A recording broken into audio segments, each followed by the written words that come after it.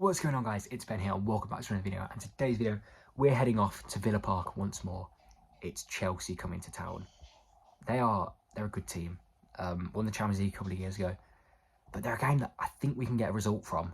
I'm not sure under Gerrard, but I've not been too impressed by Chelsea under Graham Potter either. I'm going to go 2-1 to Villa. Wishful thinking, but you never know. I think we've got the players to do it, and at some point they've got to turn up. Hopefully I'll prove right. Let's get to Villa Park. I'm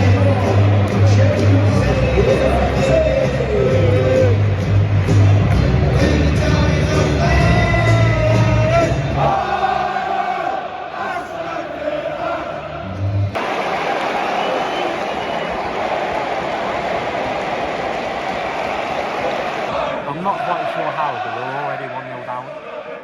Couldn't see it properly. It looked like an error from Mings, but I don't know that for certain. But we'd actually started alright, 8 minutes on the clock and 1-0 down. But I actually thought we'd actually start okay. Fuck knows, man. But what a fucking shit start as ever. Chelsea 1 Villa 0.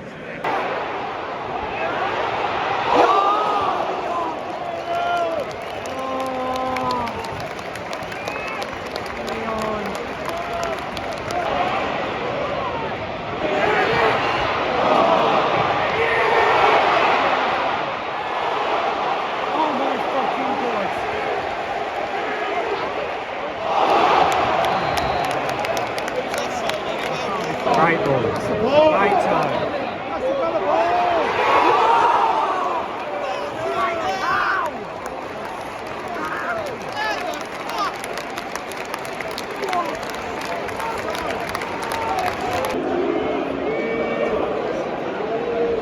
Come on, Robbie.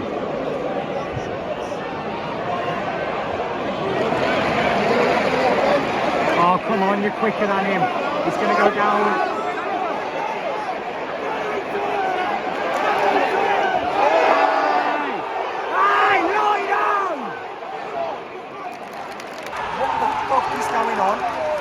How is Kepa this good?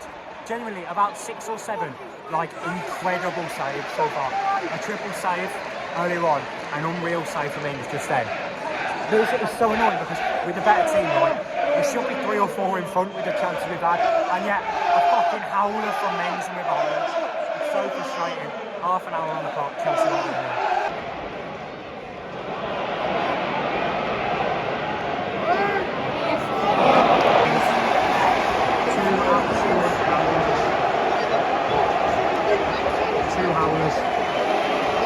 Absolutely fucking unbelievable. Chelsea 2-up. It's a howler from Martinez, really, a free kick. I didn't see how it was, but that was really a free kick. I mean, by the way, we've been class other than putting the ball in the back of the net. They've been wank and have scored 2 goals from our howlers. This football club, man, this football club. Chelsea 2, Villa 0. There's like a third of the game left, but realistically, what's the point? 2-0. And we are back after a really disappointing day at Villa Park. So let's just get straight into it. It's a weird feeling, this. It's a really weird feeling. I don't think we deserve to lose. And I don't think anyone watching that game will agree that I don't think we deserve to lose the game. And yet it's probably the most disappointed I've felt coming out of Villa Park for a very, very long time. You know, that's on par with the 3-2 against Wolves. That's on par with, you know, the 2-0 loss to West Brom in the Championship. It's on par with results like that are just so hopeless. And that, you know, it's the way the goals have come about. You know, I think individually across the board, I don't think we played badly. I think Martinez had a bit of a howler with the free kick. And Mings obviously made an absolute howler for the goal. But actually, I think overall, there wasn't really bad performances all round, you know. I don't think there's any sort of individual blame on any of the lads. I think Ollie Watkins had a poor game, actually, in the attack. But it's just so frustrating because, again, it's another game, like the Leeds game, like the Forest game to some extent, where there's no individual thing to pinpoint. You know what I mean? Like, we can't go, oh, the issue is the defence, oh, the issue is the attack. Because at the end of the day, like, yes, okay, the problem was putting the ball in the back of the net, but we created enough chances. We have the players on the pitch who are good enough to score. I mean, Danny Ings and Ollie Watkins as a strike partnership. There's about 30 Premier League goals a season between them two at their best. You know, Watkins had 14. Ings is a 20 goal a season striker at his best. And between them, 2 goals. one each this season. Douglas Luiz has the same amount of goals from corners as Watkins does and as Danny Ings does. It's absolutely disgraceful.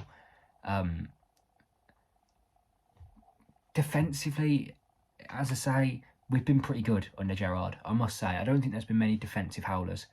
There's been games this season that we've lost because of flukes or because of errors. And so it's very hard to pinpoint what's gone wrong in that game. I think that's why it's so frustrating and so disappointing, because everything about that game says that we get at least a point, at very least a point, right? I don't think Chelsea actually created a chance. Off the top of my head, I think they may have hit the bar in the first half with a shot from the edge of the box, but I actually don't remember them creating a chance, which is why it's so disappointing. We've not just lost by 1, but to have lost by 2.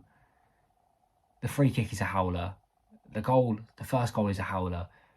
I don't really have much to say. You know, there's not a lot for me to be like really sort of pinpoint, really angry about. I'm just disappointed. I'm just frustrated coming out of the game. It's just such a disappointing feeling. You know, but yeah, the next game's now Brentford next weekend. Brentford are in good form. They had a good win against Brighton on Friday. On paper, I think we have a better squad than them, but I just don't see any way we get 3 points in it. We've got Fulham in midweek, who are actually playing pretty good. At the start of the season, I'd say we have to be beating Fulham. At the moment, I'm not sure whether we'll get anything from that game. It's all very disappointing. I'm still firmly Gerrard out. I said it in the West Ham video, I think. I've been Gerrard out basically since the start of the season, or since things started going wrong this season. I don't back him, but this is a strange one where I don't think it's anyone's fault, really. We've just not put the ball in the back of the net. We've made mistakes and been punished. Really frustrating. Let me know what you thought. As I say, I think we were good value for a point. I think we maybe could have had 3, but say la vie. But yeah, not got a lot else to say, because there really wasn't a lot to talk about. We missed a lot of chances. They scored their chances. What can you do? So yeah, thank you very much for watching, and I'll see you in the next one. Peace.